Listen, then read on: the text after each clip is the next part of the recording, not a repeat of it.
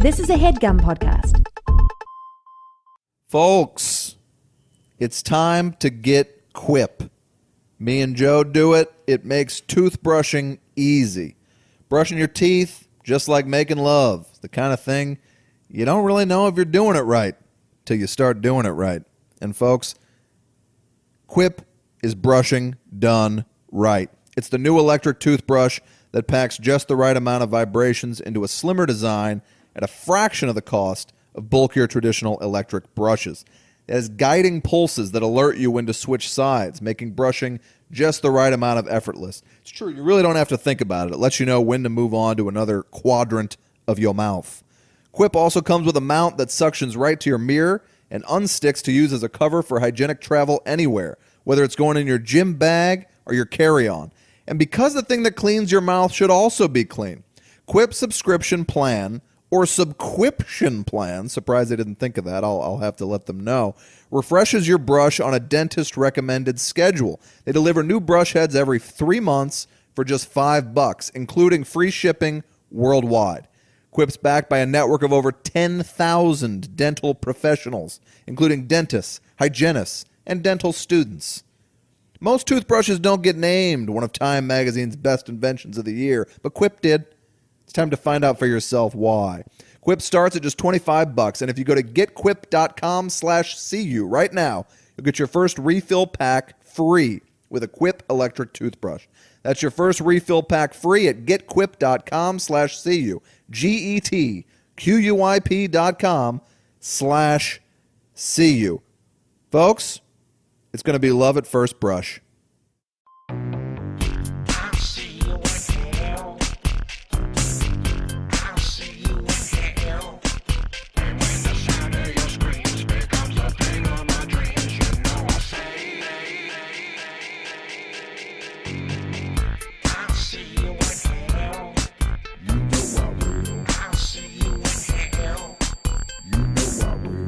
Oh, geez. Welcome to the show, everybody. Let me just get up in my chair. We're both sitting like dads tonight. We both sat down like, ugh. I don't know why. I don't feel very well. I feel like shitty and kind of achy and not good. You coughed through the whole movie. Well, my sinuses have been bothering me. All right. I mean, Sorry maybe to hear that. maybe I got a damn bug, you know? Did I cough a lot? It wasn't distracting. I just noticed you were coughing a lot. Folks, right up front, the question on everybody's lips. We're doing Star Wars: The Last Jedi, and there will be spoilers. And this is a movie where I know people definitely don't want spoilers, so don't listen to this until you've seen Star Wars: The Last Jedi. Hopefully, you guys got tickets and we'll see it this weekend. If not, just be patient. Just be patient. Yeah. Or listen up till the time we start discussing the movie. And we'll say, hey, we're going to start talking about the movie. Yeah, but a little discipline wouldn't kill you. No. And everybody, I really been loving the Facebook forum lately. I get on there at night. It's a good way to go to bed happy. Everybody takes care of each other. They discuss which episodes have spoilers, which don't. I always ask for them, but I want even more of like the transcriptions. I love reading them; they're hilarious. And somebody cited his top 5 favorite moments the other day, and I remembered one of the 5, which was very troubling because it's just you and me talking. But we've done a lot of hours of this material. What were the top 5 moments? Well, let's see if you remember any better than I do. I'll bring them up, but yeah, because I'm pulling up right now. Pulling up our patron list on Patreon because we got to do shout-outs this week. I know we're a little out of order. We might have done them 2 weeks in a row or something, but we had to kind of back record. We're going out of town, so there might be a little out of order. Yeah. In fact, this is the last thing we record before I leave, even though it's not the last episode by far. Joe is joining the Navy, which I think is great, and I support fully. I think we all know comedy wasn't quite working out. Right. But I wish you the best, and, semper fi, as they say. I don't know what that means. It means you'd be. You know what I found out it means? Blow it out your ass. It means really. Yeah, I can't believe that's I was shocked. Not a great message for our armed forces to be sending, but the guy, I'm sure this isn't his name, but it says Mick Mac. And it's not his favorite, but he said, here are some of the podcast moments I reference daily that nobody gets, which then makes me cackle with laughter. This one I remember. He's my Rob Thomas of the Rob Thomas interview that you cited. Yeah, I remember that. Then, are you boys in the band? Are you a good band? No recollection of that. No idea. Shut your dirty mouth, you pig person, I assume was said to me at least one point. Get me Michael Lerner, I vaguely recall I saying myself at one point, get me Michael Lerner. No cups in my room. Astounding. Not a one. Oh, I think that might have been the girl who knocked over the cup in my bedroom on my laptop. I think. I don't know what else that would be. But why would... But then there was a cup in my room. Maybe I was saying I never have cups in my room. The one time I had a cup in my room, she knocked it over. Oh, okay. It's kind of... We're essentially like Memento, except we don't have amnesia. We're just slowly decaying within our brains. This one says, make it dangerous. Give me a hot broth. And I laugh, but I have no idea what that means. That sounds like something you would say. That sounds like something I would say. Yeah. I guess we were discussing soups. Yeah. And then, can you put it on a tapestry? Again, that sounds like something you would say. Yeah. Now, my one I definitely remembered in the comments here that really made me laugh because this was very recent. Me and my flower calendar are going to Atlantic City. Remember? Nope. You were talking about that flower calendar, and they were like, don't take the freebie and run. Oh, that was a very funny bit. thing from like the children's charity or whatever. Yeah. See, I actually quality control listened to each episode before it posts. Joe's never listened to one of these, so you don't. I understand why you don't remember. Couldn't tell you. What's this show about? I'm coughing again. You're gonna be in a coffin, folks. Let's get on with the show. And in doing so, get on with the Josie's on a vacation far away. Wow. Right? That was really good. And I didn't even think about that. You didn't? No. See, I think it's like anything. When you don't think, when you just go with it, as Jennifer Aniston once did in a film. Yeah. Terrible film. I didn't see it. In fact, I was on Doug Love's Movies the other night, and I lost on... you had to guess Reese Witherspoon movies. We got way down the list, man. I was in like the bottom. Is she in Just Go With It? I thought she was. No. That's what I lost okay. on. I had to use Jack the Bear real early because I was fucking blanking, man. I was blanking on her movies. Jack the Bear's good. Yeah, and I had to pull out that deep cut way early. Did you meet my buddy Demi? Yes, Demi's a nice guy. He's a nice guy. He's a brilliant joke writer and the best follow on Twitter in my opinion. He's very good. Electro Lemon is his name on Twitter, and he used to be the best guy on Vine. And he's on Gilmore Guys, or was. He was one of the Gilmore Guys who held me hostage for 4 hours that fateful night. Does he write on your show? He doesn't. I met him through Vine, and I just think he's a hilarious writer, and he's like 22, which is very annoying. He's a good dude. Oh, that's right. I remember you introducing me to him at the Christmas party, the Virgil one year. Yeah, he's been to a couple parties at my house and such, yeah. Nice kid. Oh, yeah, that's right. Nice. He was at your house. Yeah. Yeah, he's very funny. Folks, we're going to be discussing The Last Jedi, and I think we're probably going to have a lot to say. So, why beat around the bush? And there will be spoilers. Let's get to Pat's Movie Corner. I mean, you want to run right in. You're not worried that I might be sick and dying over here? Not in the slightest, no. All right. Fair enough. Give it to me. Give me the corner. Holy shit. What? What's the matter? What's the matter, Pat? Oh, no, nothing. Okay. What happened? Just got a briefly troubling email that is now not troubling. All right. I thought maybe you had an Amber Alert on your phone. No. that had your name in it. Yeah, Pat Walsh has kidnapped a kid. So we're still agreeing we're going to do Shape of Water in the future. You plan on seeing that? I do plan on seeing it. All right. I'll save that. Frankly, I'm peeved you've seen it already. Yeah. Well, I got to go alone. Have much to say about that movie.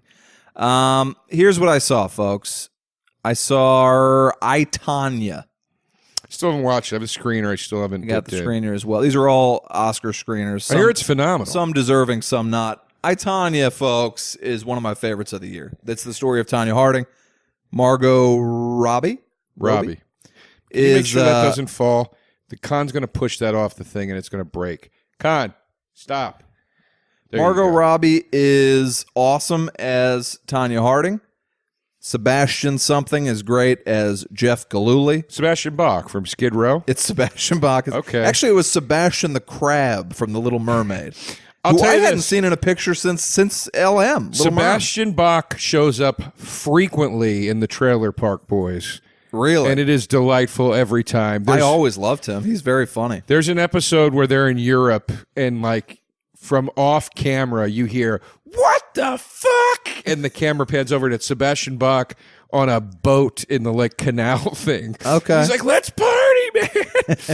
He's very funny in it. Yeah, he was always funny on those like VH1 clip shows. Yeah. He was as funny as the comedians. Yeah. And in some cases funnier, folks. Anyway, everybody's great in I, Tonya. Weirdly, it is a Goodfellas ripoff to some degree, but a lot of movies post Goodfellas are. But a lot of freeze frame with her voiceover. That's exactly right. It's very influenced. The soundtrack is wall to wall 80s hits. All right. The only time it started to kind of bug me was I didn't realize, you'll realize as soon as you start watching this movie, that Tonya Harding was constantly being savagely beaten by Jeff Gillooly.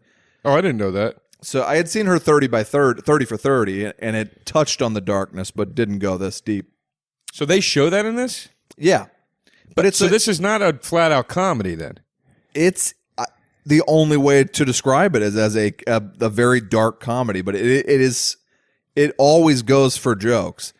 And apparently, to avoid lawsuits, they went between Tonya Harding's retelling and Gillooly's retelling, and they switch points of view.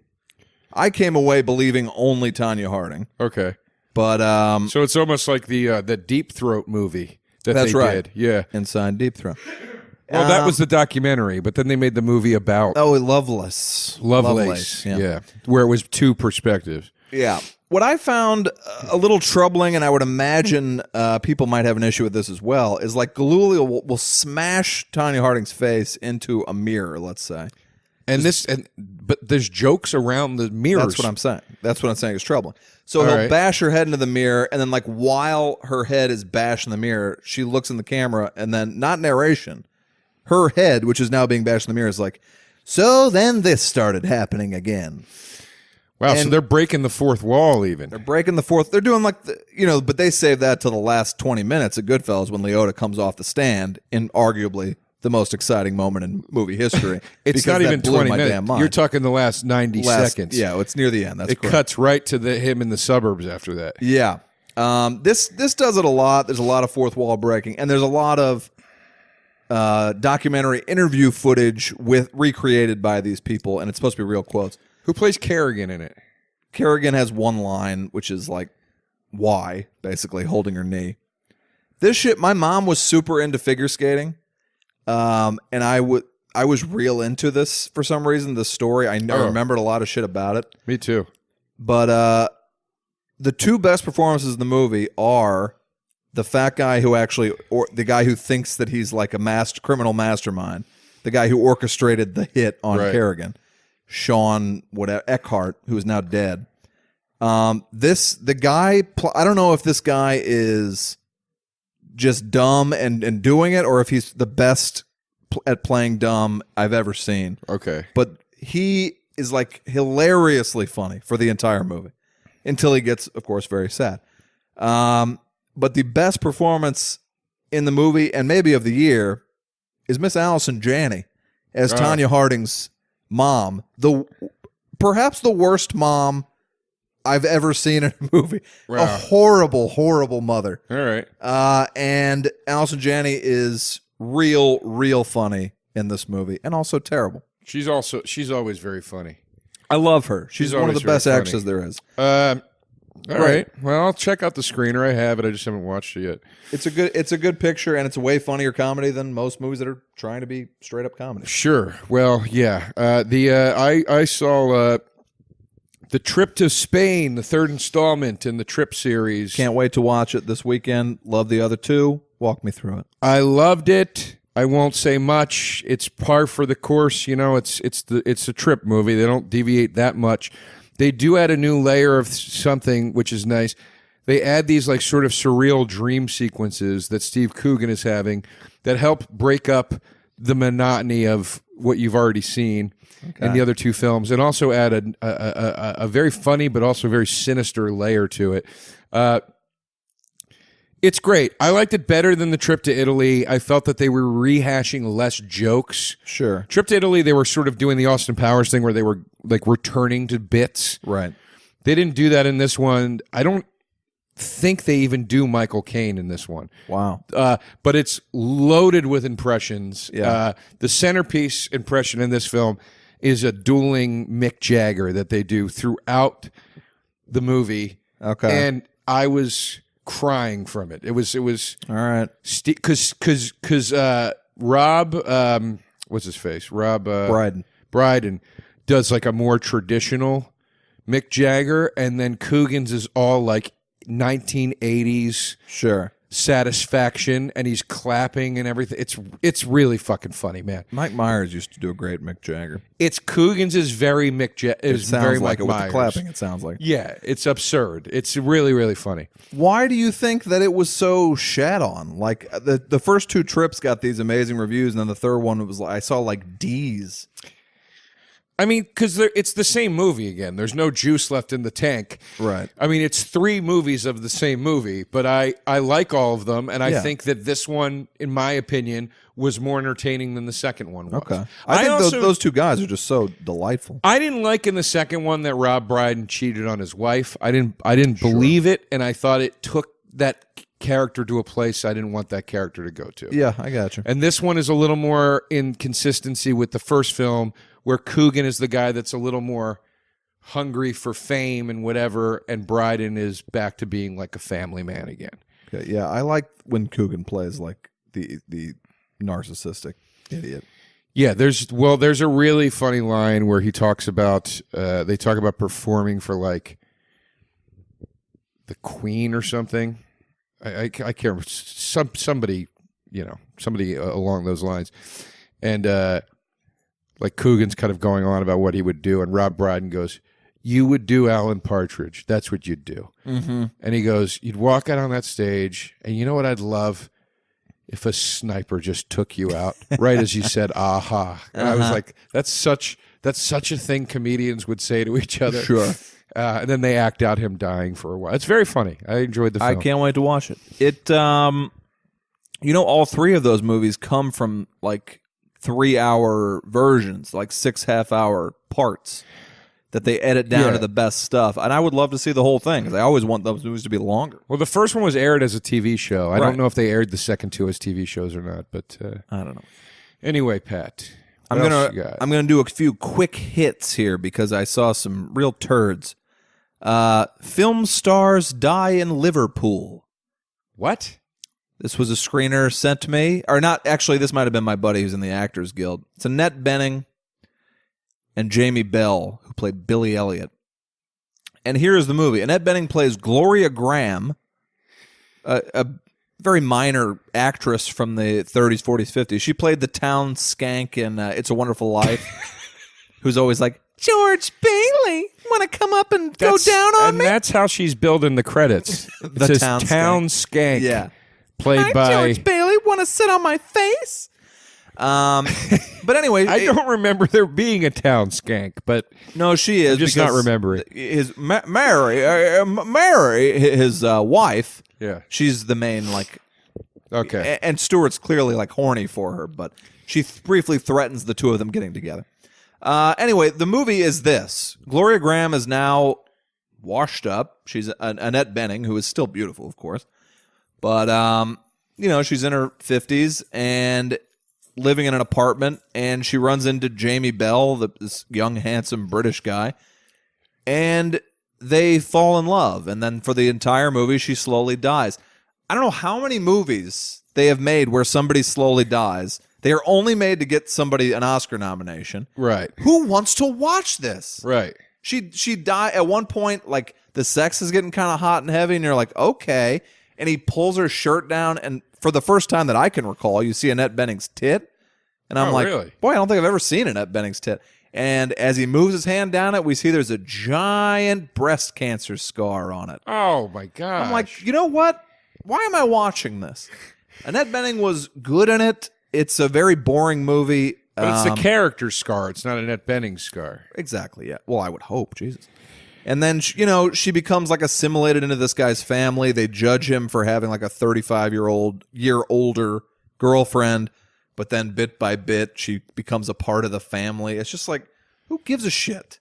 Who wanted a Gloria Graham biopic? Look, and if you're going to give me one of these young guy falls in love with an older woman thing, and she's an old ingenue. I want her to be like a boozy old Joan Crawford type. That's exactly right. Throwing glasses at his head. You don't fucking respect me. Well, there's some of that. Yeah, that's all I want, man. There's a lot of like, she's like, I want to play Juliet in Romeo and Juliet. And he's like, but you're old. And then there is some drink throwing.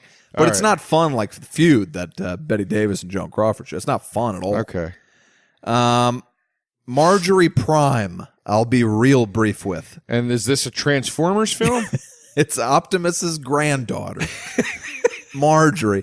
Marjorie, it's this woman. I believe they were pitching her for Best Actress. She won't get nominated either. She's this woman you've seen in a million things. I don't know her name. John Hamm is in it.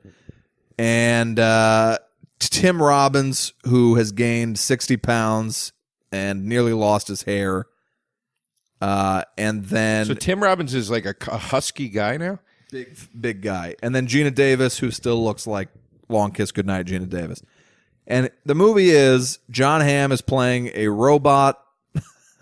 Jesus Christ! He's and this movie, I finally was like, am I just watching a play? They sit in two rooms the entire time. They never go out of them. And it's this old woman. The opening scene is this old woman talking to John Hamm, who is a robot version of her husband when he was in his prime.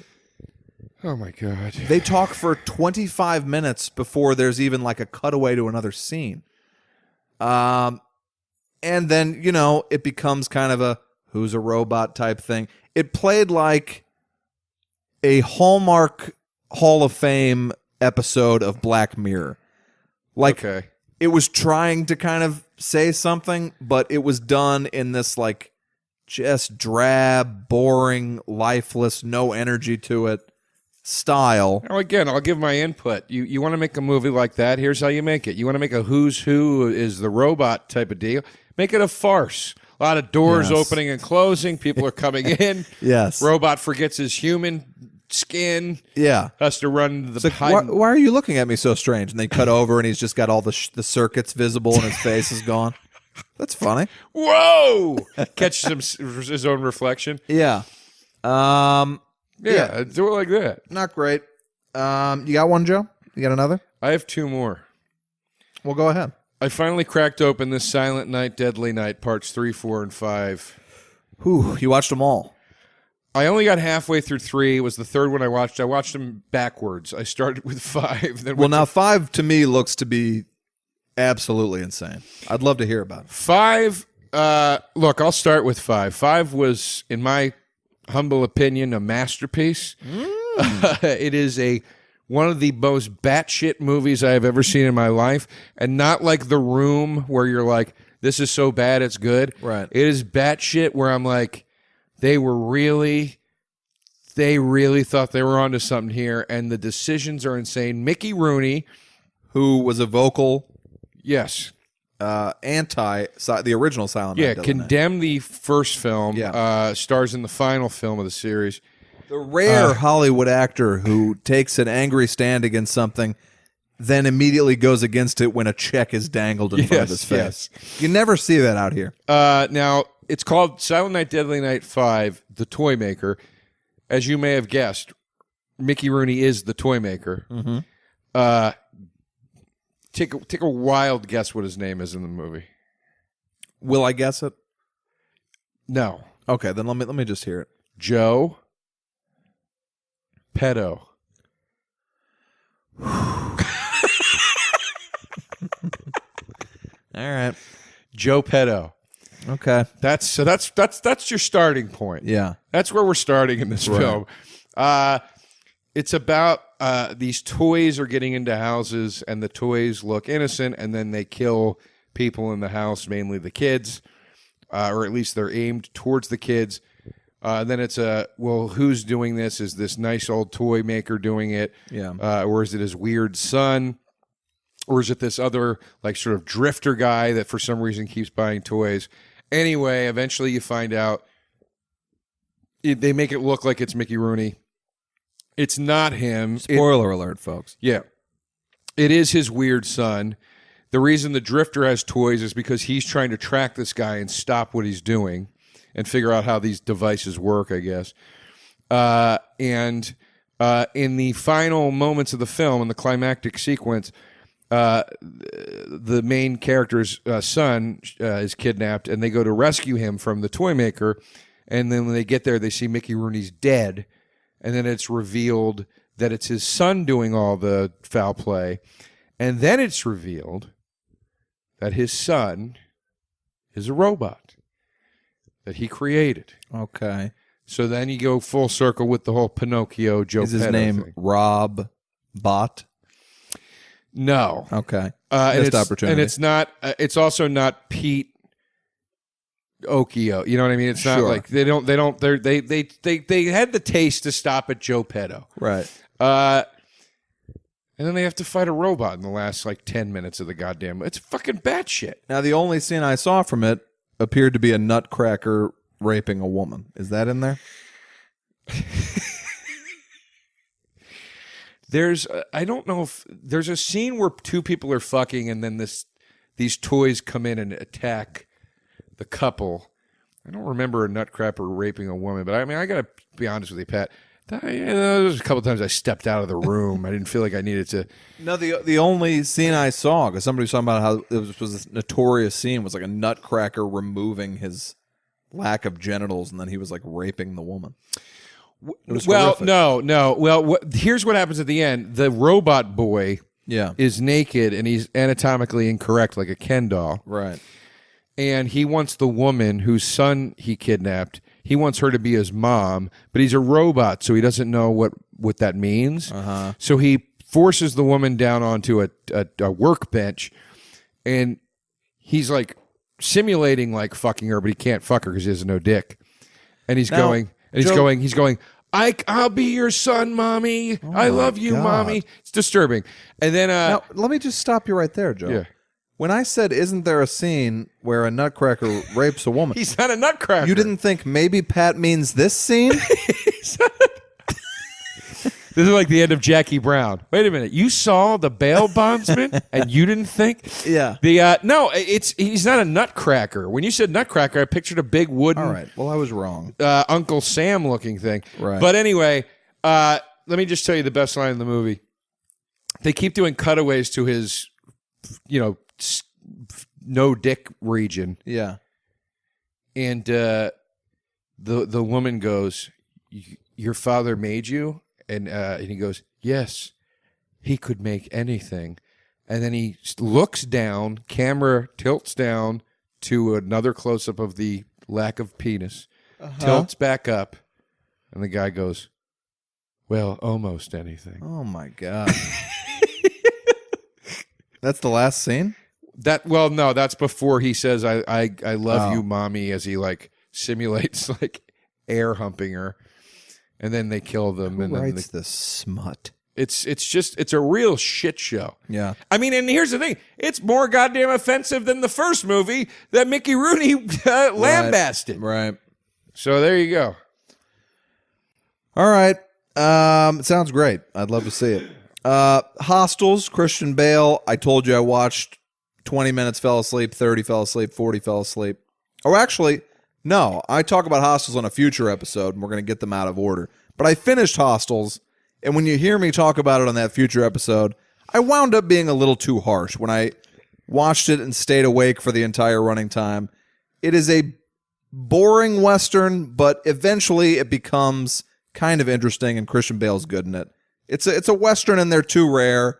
I was too hard in it, but it is way too slow. I find that all Westerns are at least kind of interesting. Yeah, I like a Western. You know? I watched The Florida Project.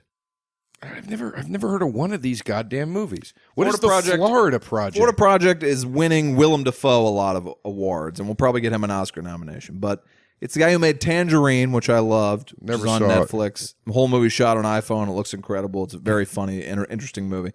It's the same guy. Florida Project is in basically a Florida project, a building that has a lot of cheap apartments. Okay. Willem Dafoe is the manager, and you focus on like three little kids and their bad parents, like the woman's mom or the little girl's mom. Little girl's incredible, and her mom's like turning tricks in the room with her daughter in the room. And Now, does this turn into like the Super with Joe Pesci, where William Dafoe has to live in his own building kind of a thing? A sentence by a judge to live in his own building is the plot of the Super.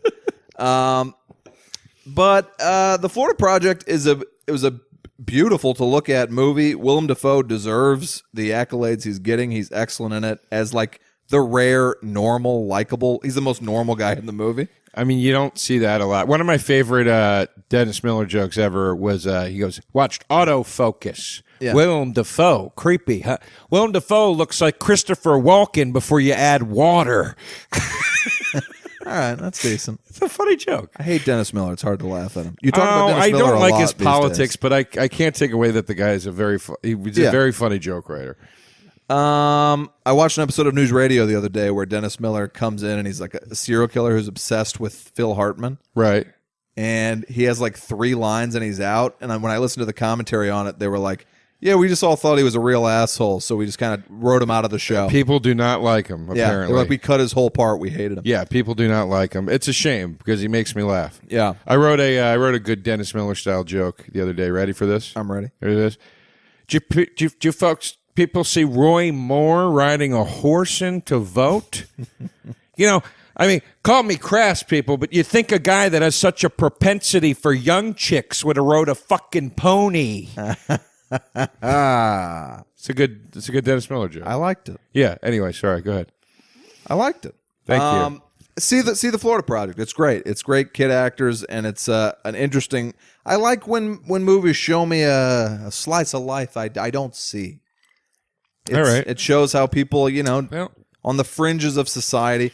There's an amazing scene where this old guy who's clearly a child molester comes up and starts talking to the kids, and Defoe comes out and like.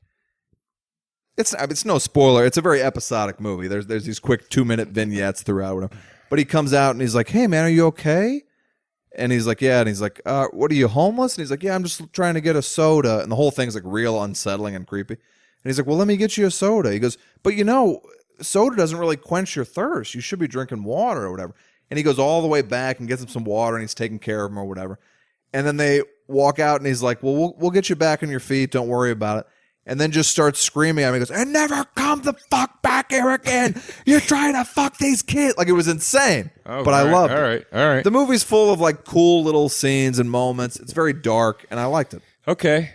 Well, speaking of dark and Yeah. cool scenes and slices of life you never get to see, I also watched Silent Night, Deadly Night Part 4, Go on. Initiation. What? Oh, initiating a new Santa, or That's what? the name of the movie. That's the sub, Right. whatever. But who's getting initiated? Well, I'm going to tell you, Pat. Give me a second. Taking long enough. Silent Night, Deadly Night, Pat. What do you think when you hear that title, that franchise? You think Christmas horror, correct? Correct. Silent Night, Deadly Night 4, maybe just to throw the fans of the franchise off base, centers around a Jewish woman.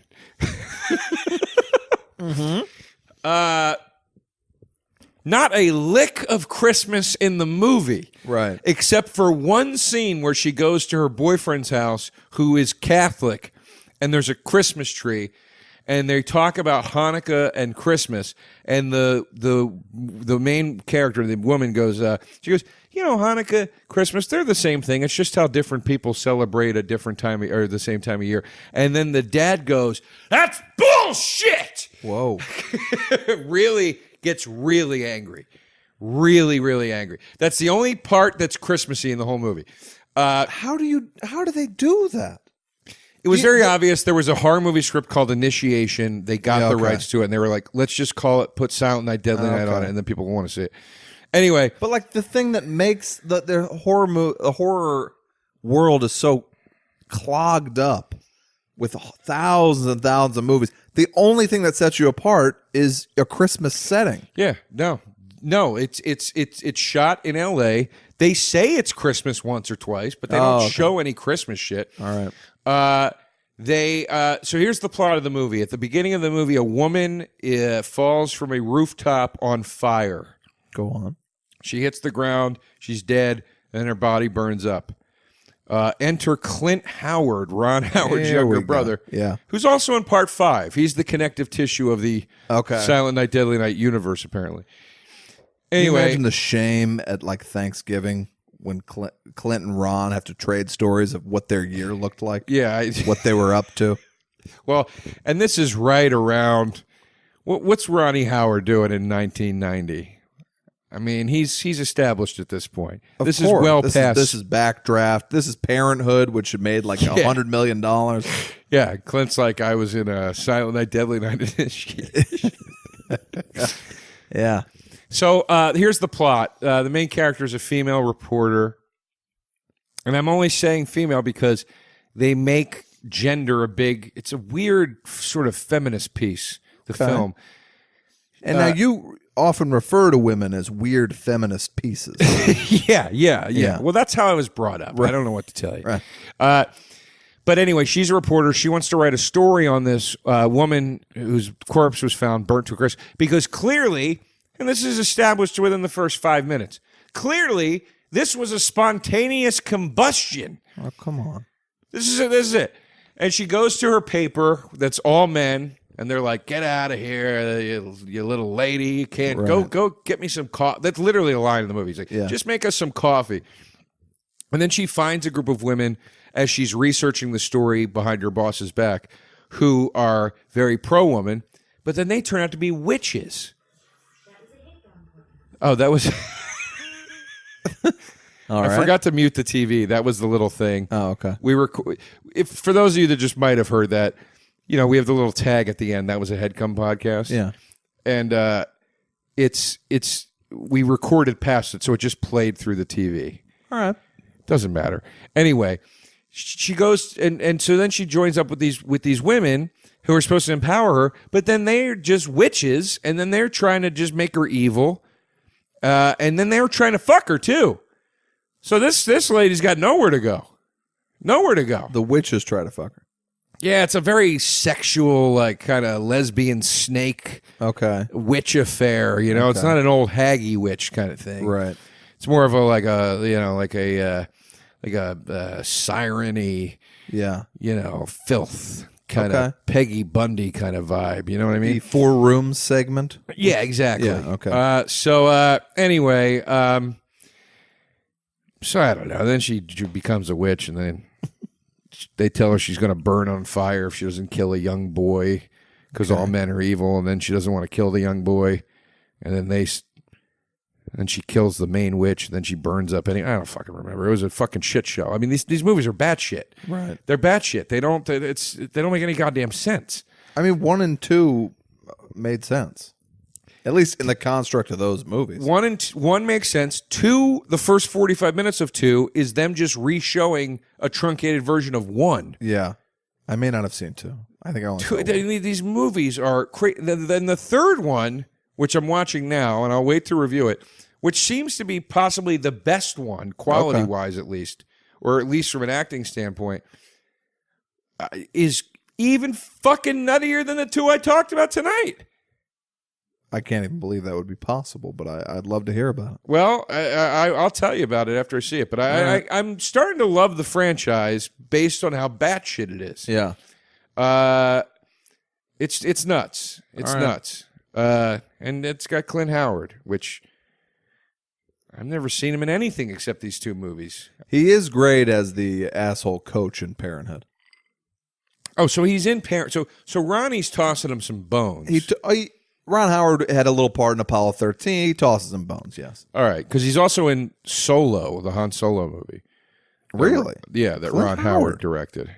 Oh, yeah. Okay. Which I is think probably going to be terrible. he at least gives him a small part in each. All right. And then the last picture I saw, and what better way to bring it up than on this podcast, was The Hero with Mr. Sam Elliott, which was also for my consideration. He's also getting a lot of buzz about this film.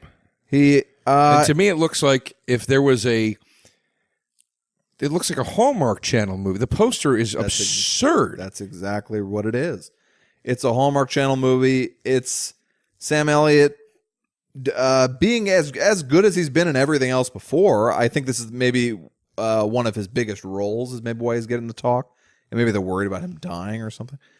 But, it's the most standard story. He plays a voiceover guy, so at the beginning you get the treat of him going like, Merlin barbecue sauce. And they go, could you do it one more time? And he goes, sure, Merlin barbecue sauce. And they keep making him do it over and over. He's a voiceover guy. Then he goes over to Nick Offerman's house. They smoke like 10 joints together. And then he's like, you should really go talk to your daughter. Who's Nick Offerman again? Is that Guy the from Parks and Recreation, guy? Ron Swanson. But we're like a half hour in, and it's like Sam Elliott smoking weed and thinking about how he might want to talk to his daughter. Then he has a lengthy love story, folks. And by the way, Sam Elliott is nearly 80 years old. A lengthy love story with Laura Prepon from That 70s Show, who I believe is my age. She comes over to Offerman's to buy weed, sees Sam Elliott sitting on the couch, and she's like, who's this? Ching, ching, ching, ching. You hear the cash registers go off. Yeah. That is absurd. They have a full-on romance. Hey, I liked you on that sitcom. Yeah. It's, I wouldn't say it's a bad movie. It was just kind of generic and boring. And of course I love Sam Elliott. Who doesn't? But I mean, that sounds like a real dog shit movie. It's something that you might I love watch. Mickey Rooney, but I'll call dog shit when I see it. Yeah. It's dull, but fine. It's a bad time. All these movies I'm watching, I'm like, this is what I'm supposed to be considering? I don't vote for any of that bullshit. I do vote. I take it kind of seriously. I try to see everything, and I don't play their game. Yeah, I hear you. That's all I got. All right, that's fine. Way more than I normally have. That's fine. That was plenty. We got through a lot there. My insomnia has crept back, so I'm seeing a lot more movies. It's worked out great for me. I'm going to go into Joe Scary stuff because I have something for it. And this is something that you listeners, you fans of horror, are probably shocked to hear, will be shocked to hear that I didn't already have. But I didn't already have it, and now I have it. I finally subscribed to Shudder. What was I thinking not doing this sooner? This fucking streaming service is fantastic. It's all horror movies and TV shows. It's like $6.99 a month or something, and it might even be cheaper than that. And that's it. It's all horror all the time. And then there's a feature on the streaming app called Shudder TV where it's just like putting on a channel that just plays movies all day. It's awesome. Okay. It's fucking awesome.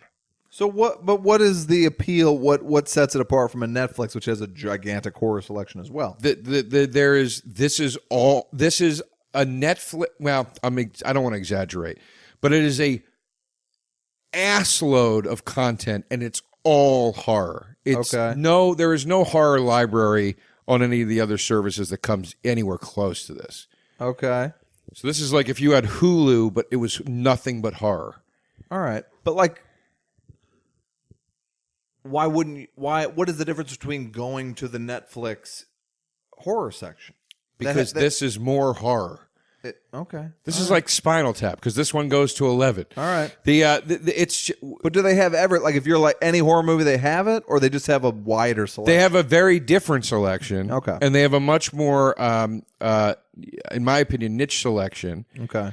And they break. There's a category. There's an alphabetical categorical section you can go through that is so many categories of horror films. Right. And it's great because you're like, well, I'm in the mood for exactly this. Yeah. 1970s devil movie. There's a section for it. Sure. You know what I mean? You want a horror comedy. There's a section for it. The entire Tales from the Dark Side catalog is on there, which if you don't own, in my opinion, that's worth the price of admission alone. Great Steve Coogan show I never saw called Dr. Terrible's House of Horrible. That's really, really funny, and it's like a spoof of the old Hammer horror series. Sounds great.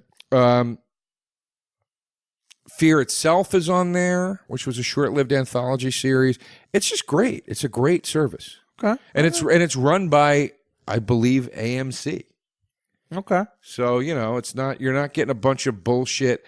Look, a lot of that shit on Netflix is like, hey, a few guys got 25 grand together, and it's on fucking net, and it's terrible. Right. There's not a lot of that on there. I think this is all like mostly stuff you'd set your drink on. Right. Okay. In one way or the other. So I recommend the service highly. All right. I will check it out. And Joe, let me throw out a big spoiler warning and just say we're about to discuss Star Wars The Last Jedi. If you haven't seen it, wait till you have. Let's open it up. Joe and I just saw it together. Yes. Joe, what did you think? I liked it. Look, I always go through this weird sort of depression period after I see a new Star Wars movie. One of the main trilogy ones, I mean.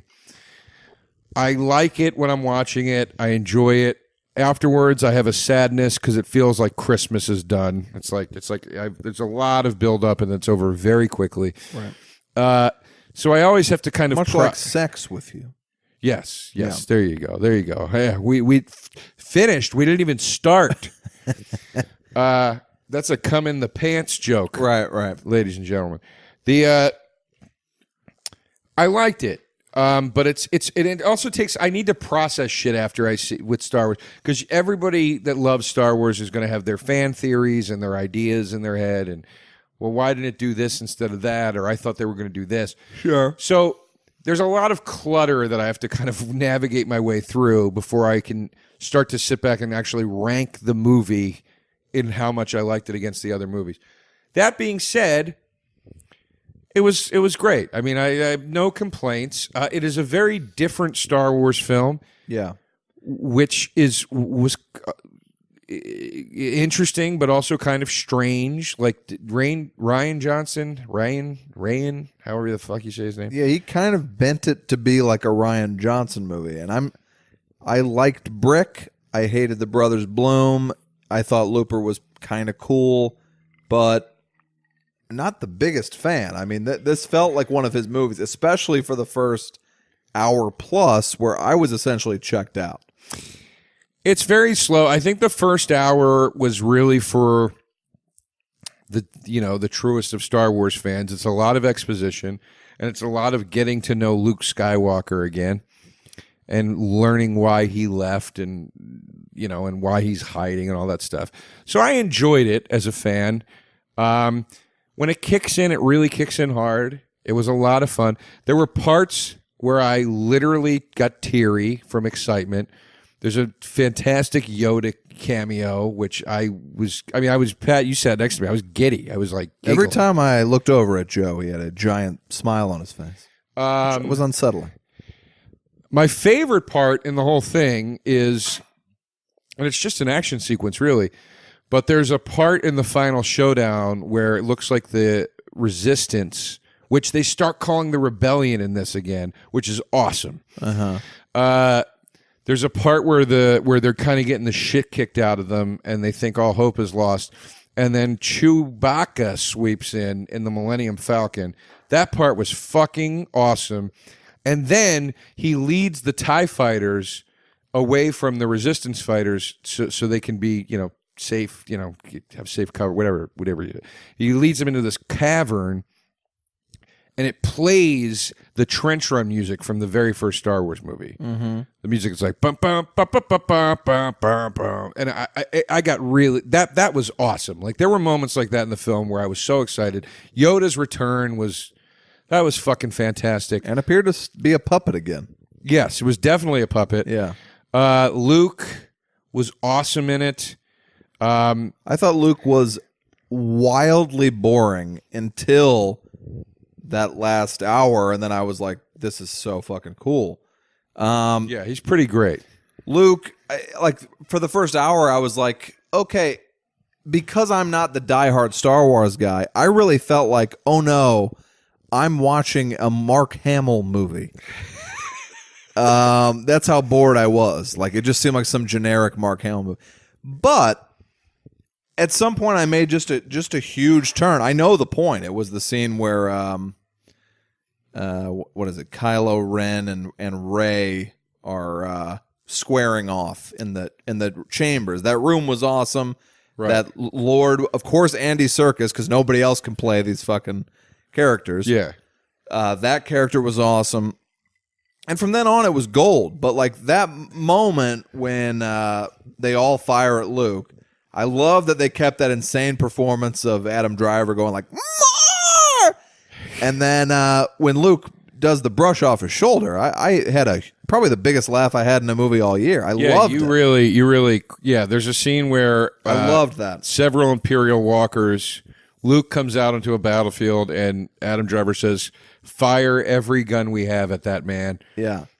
They shoot and then the dust settles and Luke is still standing there, clean as a whistle, and he just does the like dirt off the shoulder. It was awesome. Move. It's a single brush. Great. Yeah. And then 1 second later, there was another awesome bit that made me laugh out loud, which was Driver throws that henchman up against the wall.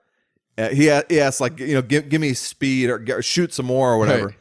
And then the guy's like, I don't know if we can do that, sir. He throws him against the wall, and then this British extra in the front goes, right away, sir. Laughed hysterically at him. It was two great jokes right on top of each other. Loved it.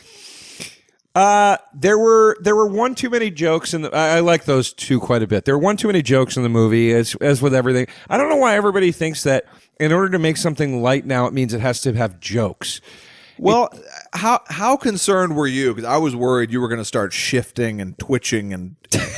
When this movie essentially opened with a call waiting gag, like how close were you to losing your shit? I was not. I gave them the benefit of the doubt because it was Star Wars, but I was not thrilled. Yeah, because Star Wars usually doesn't go for that shit. Rogue One was a very serious movie.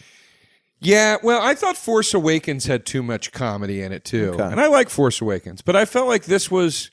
I get it. I understood what they were trying to do. Empire is like that as well. Empire is very playful and very cute, and then it gets very dark. Yeah.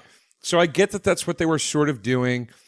Do you like the little gerbils? Yeah, I didn't mind that. I thought that was. I thought they were adorable. They did one too many cuts to them, but almost every time they cut to them, I liked it. I thought it was endearing, and I liked that. I liked that. I always like because it happens with the Ewoks and Jedi. I like when Chewbacca has like some weird bond with like a cute animal. Right. He's an animal. Yeah, it's not. It's a good flick. There's a major cliffhanger at the end where it appears that Luke is dead. Uh-huh. I can't imagine that is going to be the case given the fact that Carrie Fisher in real life has passed away. And obviously she's not going to be in the next movie. I can't imagine they're going to go into this next movie without any of the old characters. So I feel like what it's going to turn out to be is that Luke is not dead. He has just sort of transcended to a new level of the Force or whatever. I didn't even take away from it that he was dead. I don't have a sci-fi mind, but you and Heather, my girlfriend, saw it with us. You both thought he was dead. Well, I mean, he exerts himself into the Force or with the Force in like a way that no Jedi ever has. Right. And then he disappears. Yeah. And his cloak floats away, and that's how when Yoda dies, that's what happens. But Yoda's in this. Exactly. So I think like Obi-Wan and Yoda came back as Force ghosts. I think Luke literally was like, and I think that's why there was all that talk at the beginning of like, that's not what the Force is. Right. The Force is this other thing. It doesn't belong to the Jedi. Right. And I think that's kind of why it's called The Last Jedi, because the Jedi are going to be something bigger than this now. Right. That's what I think. Let me ask you this. Do you like... I think the weak link to these new Star Wars movies is the characters. Do you like Finn? Yeah, I like Finn. I like Rey. I like Rey a lot. Finn bores the shit out of me. The new Asian girl in this, I forget her name, I liked her a lot too. Rose bored me sideways. I thought she was good. I like Ray quite a bit. And I like Oscar Isaac in it too. I think he's fine, but also boring. I got to be honest. Like what this movie lacked for me was that just unquestionable star power of a Harrison Ford, because Carrie Fisher appeared sort of half asleep in this movie. Well, that's just how she sounds now.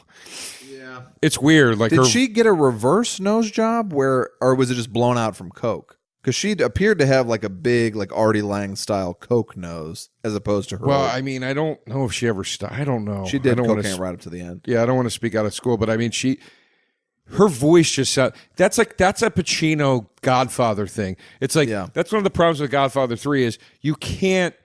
It's not the same guy anymore. Right. You know, Godfather 1 and 2, Pacino's like, just never stand up against a family. And then the third one, he's like, hey, put me back in. And you're like, it's not the same human being anymore. Yeah. So that's one thing that's tough with the Carrie Fisher thing.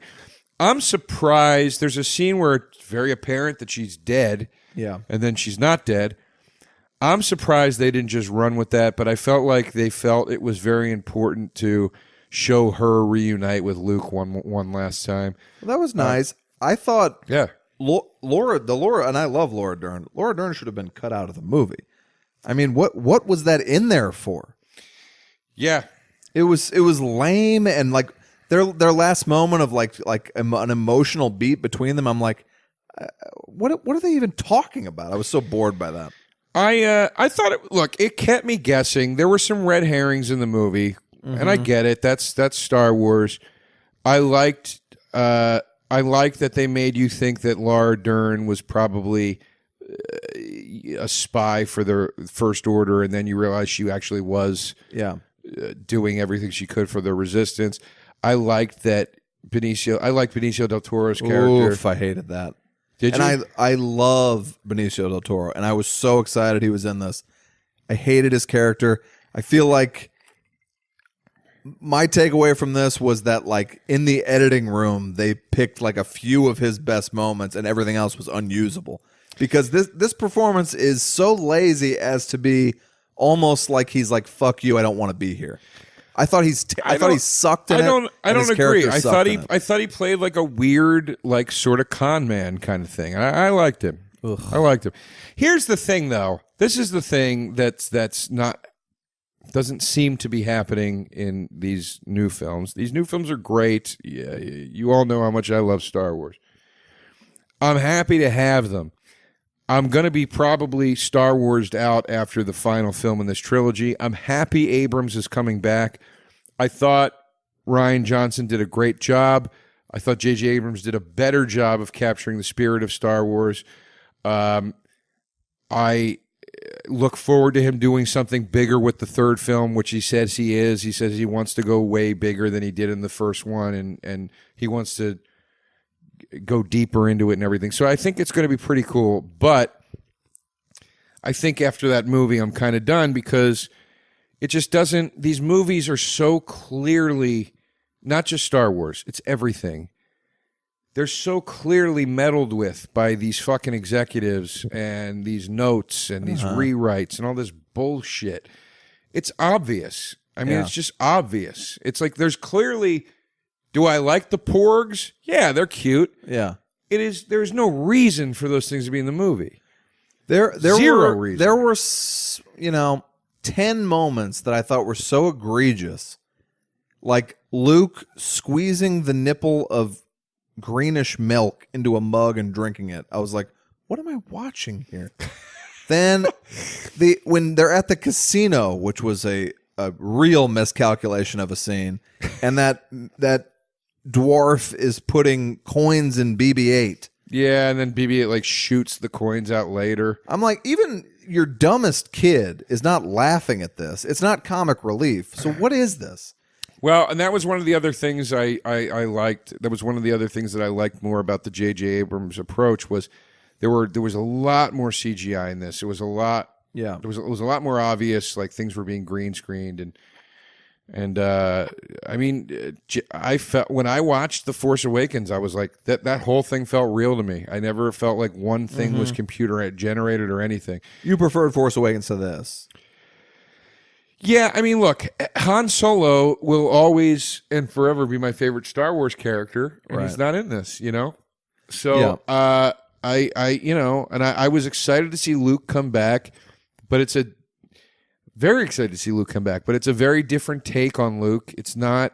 I thought they did better shit with Luke in this one in the last half than they did with Solo and Force Awakens, because Han Solo was never given that moment like that. I might be making too much of this brush off the shoulder moment, but that whole scene, I was like, it's one of my favorite scenes in all of Star Wars. Yeah, it was great. I loved the movie. Look, the movie's great. It's Yeah. not a bad movie by any stretch. It's a great movie, but this is what I mean. I always have to sit back and kind of process it. Yeah, are you going to go again, bro?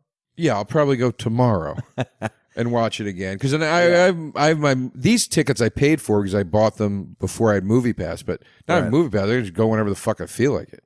Well, you can only see a movie once. You can buy a ticket to another movie, but Yeah. if you do a Movie Pass, you can only see a movie one time. Well, I can see this at least one more time. That's true. For free. As far as I'm concerned, I felt exactly the same way about it as I did Rogue One, which was an almost unwatchable first hour to me, a guy who's not crazily obsessed with Star Wars, followed by an hour that was so awesome it made the previous boring hour irrelevant. I thought the ending of this was just pure gold for a straight hour. Same with Rogue One. I think Phantom Menace was a more entertaining movie start to finish. Phantom Menace or Force Awakens? Excuse me, folks. Jeez, what a slip of the tongue. Force Awakens. But, you know, I'd love to see one that's just this as entertaining as this last hour all the way through. Maybe that's a prohibitively expensive movie to make. I don't know. No, I don't think so. I feel like they had a lot they had to clean up in this, and they had a lot, not clean up, but they had a lot to justify and execute. And I feel like the third one will probably be the most fun and heroic of the three. Excited to see it. But I'm bummed out that it's not going to have Han Solo. It's not going to have Princess Leia. Right. And it might not have Luke fucking Skywalker. Right. So, and I got to tell you, the people they have remaining are not enough to keep a movie afloat. If I'm watching Finn, well, you know, Driver and Rey, I like. Yeah, and they killed Snoke too. Snoke was awesome. So it's they really clean the cleanse the palate with this one. And so it's like if I gotta watch Dern, and of course I love Oscar Dern's Isaac. dead. Oh yeah, that's right. Yeah. Who was Lupita Nyong'o? Oh, and they killed Phasma.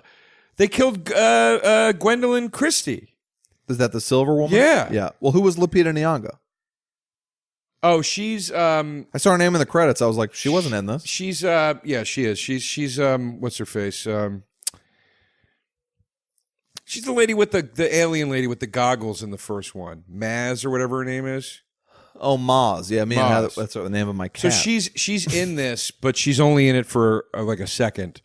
And it looked nothing like, of course, Lupita Nyong'o. No, she's like an alien. She's like a tiny blue alien. But I think that I think she's gonna play a more significant part, because there's still questions from Force Awakens they didn't answer in this. Right.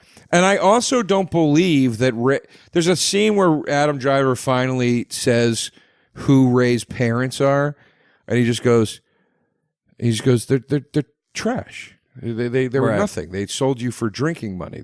You're nothing. Yeah. I don't think that was real. I think that was again another red herring. I think he's trying to misguide her in some way. Right. So I feel like in the third film, there's still going to be some cool reveals. I feel like we still might get a nice little Obi-Wan cameo. Yeah. I feel like I just wish everyone was performing at a Driver level, you know, like, and I don't even always love that guy, but like he's out to make a memorable character. I mean, Finn, and it's not the actor's fault. That character is written, they give him nothing. He's given nothing to play. Well, it's a lot of characters. It's too many characters. Yeah. You know, so I mean, maybe that's why they killed a bunch of people, but they killed all my favorite characters. Yeah, actually, I love that actor in Attack the Block, John Boyega. But yeah, he's a great actor. In this, I just every time he's on, I'm like, give him something. I thought they took Poe Dameron, which is Oscar Isaac's character, to a necessary level in this film. I felt like in Force Awakens, he was just sort of the like flyboy, whatever pilot that came in and was like slick and got the job done. In this one, I like that he was willing to commit treason to save the Resistance, and I felt like they brought him to a necessary level. I'm not that into him either. I feel like he's just a poor man Solo, which is obviously probably how he was conceived. But we'll see. We'll see what happens in the next one. But I liked it, and I certainly would put it above Phantom Menace. Absolutely. I would put it above... I put it above Clones without hesitation. I think I would put it above Clones. I mean, I don't know. You know, I like a lot of shit in Clones. Because Clones is the same thing that we're talking about. The first half of Clones is a lot of corny... This doesn't have a lot of corny shit in it, but like Clones has like a lot of corny, boring shit in the first half. Yeah. And then like as soon as Obi-Wan gets to the El Camino, the rain planet, it starts to get like awesome. And it's super fun and yeah. It's not this awesome. Not as awesome as the back half of this movie. But all right, I'll put it above for now. I'll put it above Clones, but I don't think I'd put it above Sith. I don't think I'd put it maybe Jedi. I don't know. That's a tough call. I'd put it over Rogue One. I'd want to see this again. Sure. More, or I'd want to watch this more frequently than Rogue One. But you're right. It was paced very similarly to Rogue One. Yeah. I liked it. I hope I'm not putting out the vibe that I didn't care for it. I just it's a lot to process. Yeah. And I didn't give a shit about half of it and really loved the other half. But folks, for those of you, and that's very few of you at this point, who complain about us riffing too much and not talking about movies, I direct you to this one. We talked about nothing but movies for what feels like 4 hours. And I hope you enjoyed it, and I hope you enjoyed The Last Jedi. We'll see you next time. Hold on. Joe's going to do the shout-outs. I got to give you the shout-outs. I just said, Joe. Oh, I'm sorry. I'm on Twitter and Instagram at the Patrick Walsh. Joe is on Instagram, but it links to Twitter at Joe DeRosa Comedy. Yeah, and you can still follow me on Twitter. I just don't. Yeah. And any plugs, Joe? Not at the moment. Just my Penthouse column. You let me down every month in Penthouse. Check that out. I am also in Penthouse this month fucking a Filipino woman. A full-bushed Filipino woman. Yeah. And it's and the spread is called Cumsulties of War. Oh my God. Holy cow. All right.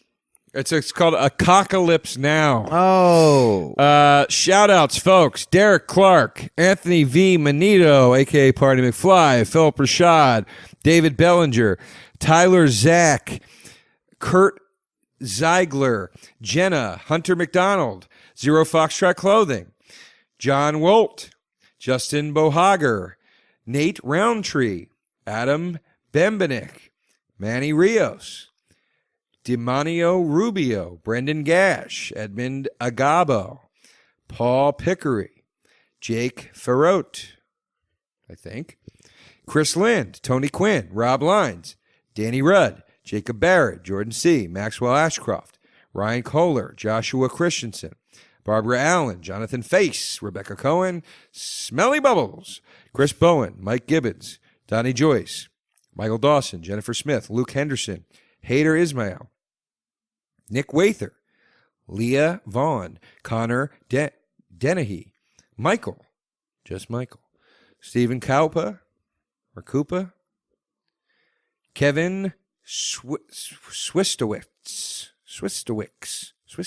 I think that is, Thomas Koza, Anthony J. Guajardo, Annie Johannesson, Timmy K., Sean Florin, Dolores Martinez, Will Foley, Megan Librand, Scott Blickensderfer, Alec Walker, Brett Wemmer,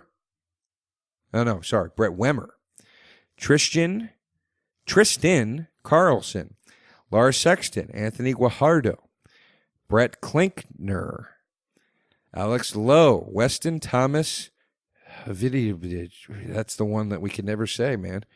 I don't know how to say that. HVIDHYLD. You got to look up wherever he told us. I don't remember where he told us. Yeah. Sorry, buddy. You know what you know what we're trying to do over here. Yeah. Jared Blair, Josh Smallridge, Richie Verdugo, Chris Hopper, Emily Griffith, Emily Florence, Sean L., Jordan Parker, Dave Comerick, Abby Manuel, Kim D'Angelo, Jonathan Galat, Michael McBee, Carla O., Stephanie Power, Sterling Abrigo, Jaron Sanderson, Diego Campos, Stefan Musso, Zoe Blazkovic, Edmund Dilland, Asley I think it is, Kavinisland, Azel Kavinisland or Asley Kavinisland, Dan McLeod, Lorenz Bunganiers, Alejandro Salgado, Papa Spoosh, Tegan McLeod, Matthew Little, Tracy Reddington, Sean Thomas, Amanda Alzamora, Jason Weibel, Michael Curry, Drew Spindler,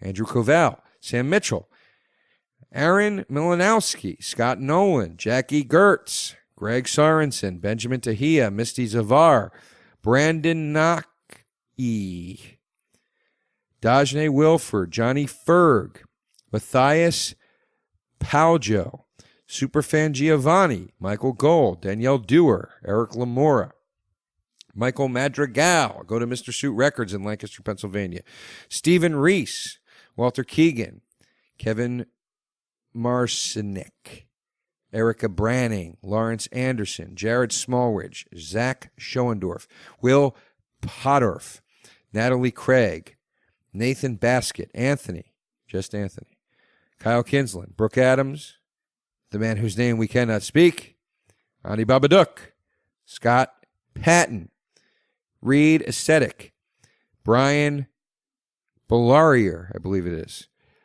Barbama, Emma Lee Marvel, Robert Pearson, Boring Dan Clark, Michael Iao, Max Unrath, Heighton Davidson, Brian England, and John Weisengruber.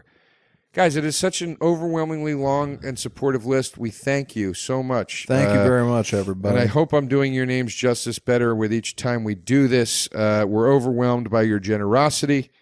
I mean that. We mean that. Thank you for everything.